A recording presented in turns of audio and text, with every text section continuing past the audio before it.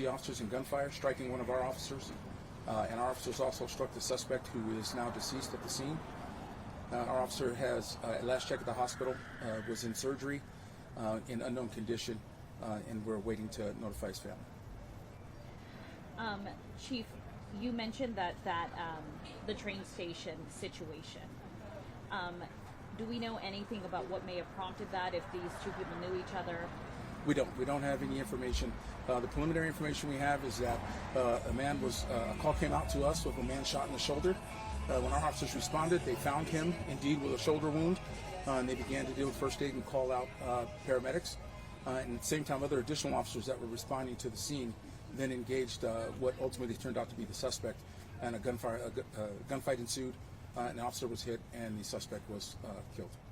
Chief, I know you mentioned your officer is in surgery right now, but do we know where he was shot, how many times? We don't have that information yet. Is the situation looking okay for that officer? My last check at the hospital, he was going into surgery and was talking. Can you tell us anything about that officer, how many years he's had on the department?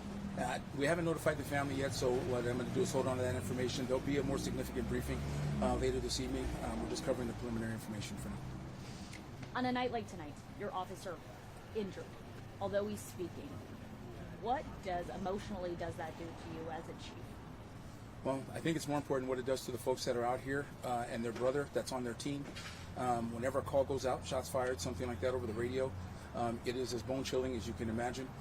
And the folks that are out here, we're really concerned about our people, taking care of our people, making sure they're taking care of each other. So I think that's the major concern, especially for myself and the command staff that's here today. For me as a chief, we have to deal with this issue, and it's emotionally challenging, but really the big thing is what we do with the folks that are out here every day putting on the line. Those are the most important folks that are out here, and we're trying to make sure we're caring for them as well.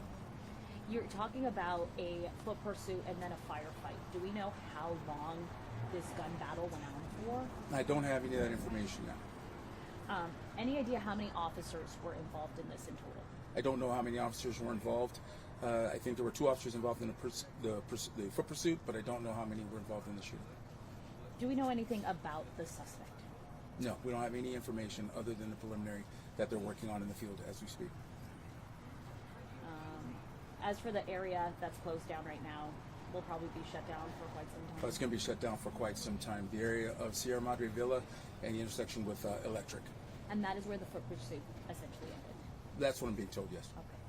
Anything else you can? Any prior problems in this area that you guys had? None that would be impact this scenario. So nothing really of importance to report. Yeah, probably. I know it's a little bit much, but we're live right now. Can you just kind of again repeat the incident, if possible, for our viewers? I'm sorry, I couldn't hear. We're live on Fox. Would you be able to just kind of recap what it is, the events that happened? Certainly. About 7:30 this evening, our officers responded to a radio call of a person injured from a gunshot wound. When the officers arrived, they found a victim of a gunshot wound with a gunshot wound to his shoulder. While they were attempting to administer first aid and deal with that suspect, other arriving officers saw what they believed to be the suspect. They engaged, and the suspect took off running, and they engaged in a foot pursuit.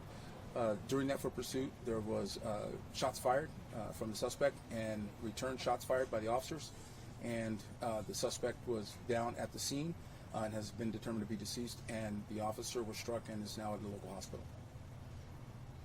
Anything else? Chief, thank you so much. I appreciate your time. We'll have another briefing at some point. Lisa Derdarian, our PIO, will coordinate with you, and we'll give you more details as we get them. Okay, thank you. We do appreciate it.